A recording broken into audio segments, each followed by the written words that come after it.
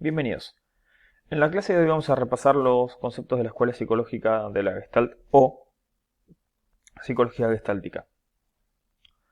La psicología gestáltica es una escuela psicológica que justamente se caracteriza por centrar su objeto de estudio en la conciencia.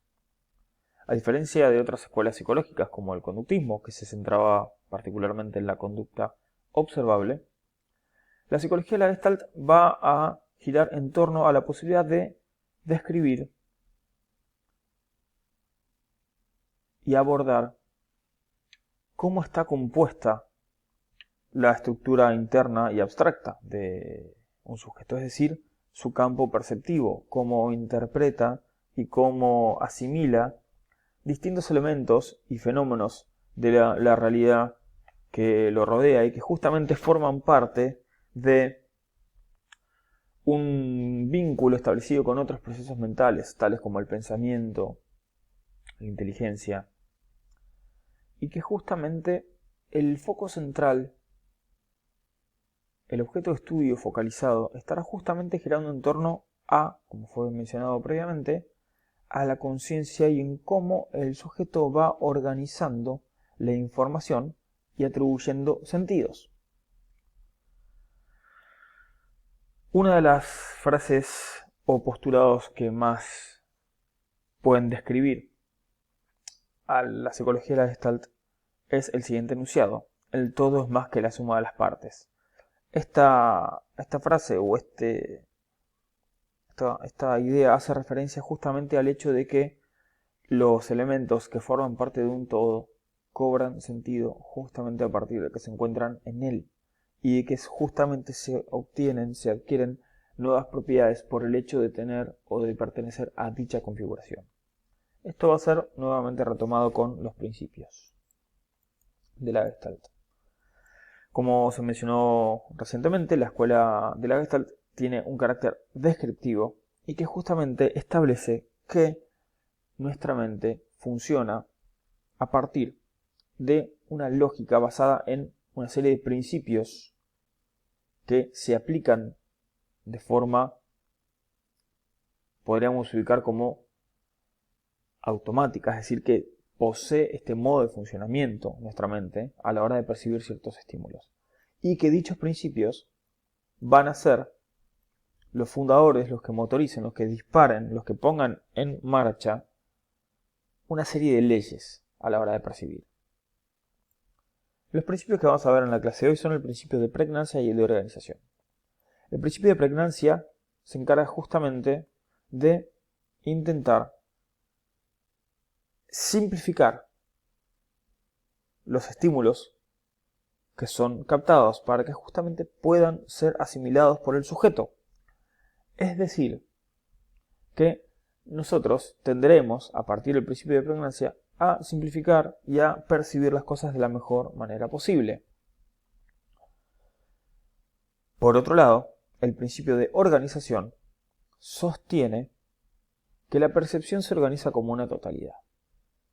Es decir, que cada elemento percibido forma parte de un conjunto y que la modificación de cualquiera de los elementos de dicho conjunto es capaz de modificar el sentido total del conjunto a su vez. Por ejemplo, en este caso, pensando en el principio de organización, en esta imagen, nosotros podríamos ver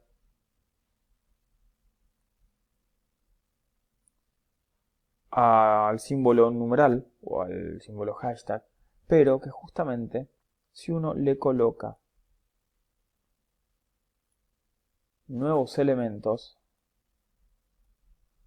verá que el sentido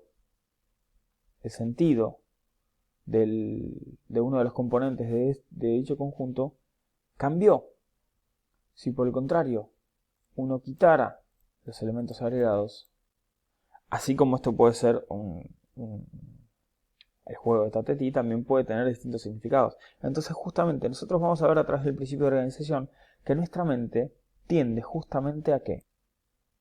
Nuestra mente tiende a organizar la información atribuyendo sentidos, los cuales dependen de la relación que se establece como conjunto. Ahora veamos, por ejemplo, el logotipo de esta famosa cadena de supermercados. La misma se caracteriza porque tiene, de forma quizás un poco más implícita, o que es necesario concentrarse para poder verla, una letra C que coincide justamente con el logotipo de su fuente. Es decir que aquí podemos ver reflejadas señales del principio de pregnancia, en donde justamente nosotros tendemos a simplificar, ¿sí?, la percepción. Es decir,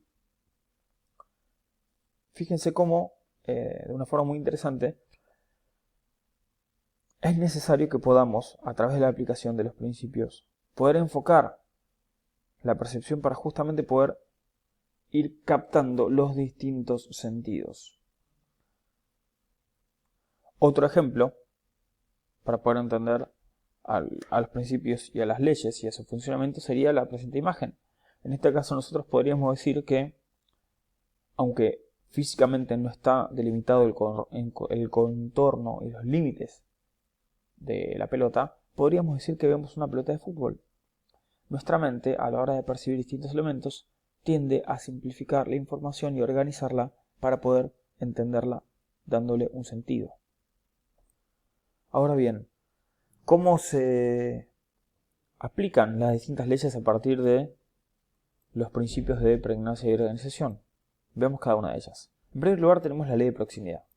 Dicha ley sostiene que los elementos que se encuentran cercanos en espacio y tiempo tienden a ser agrupados perceptualmente. Por ejemplo, en la siguiente imagen, si a un sujeto se le pregunta qué es lo que ve, algunas personas podrían decir: veo 3 pares de líneas. Otros sujetos podrían decir: veo 2 columnas blancas, justamente, columna 1 y columna 2. Es decir que nosotros, los sujetos, nuestra mente tiende a agrupar conjuntos de elementos, a percibirlos como pequeñas totalidades en función de la distribución del tiempo y espacio. La ley de la buena curva o destino común, ¿qué es lo que sostiene? Los elementos que tienen una buena curva o orientación común tienden a percibirse como totalidades, tal y como se puede percibir en esta figura.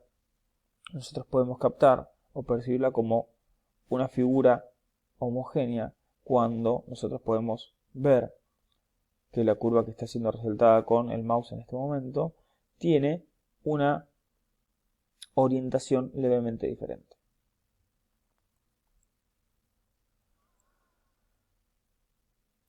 La ley de figura fondo. ¿Qué es lo que sostiene dicha ley? Sostiene que la percepción se organiza a partir de la distinción de una figura que contrasta con un fondo específico.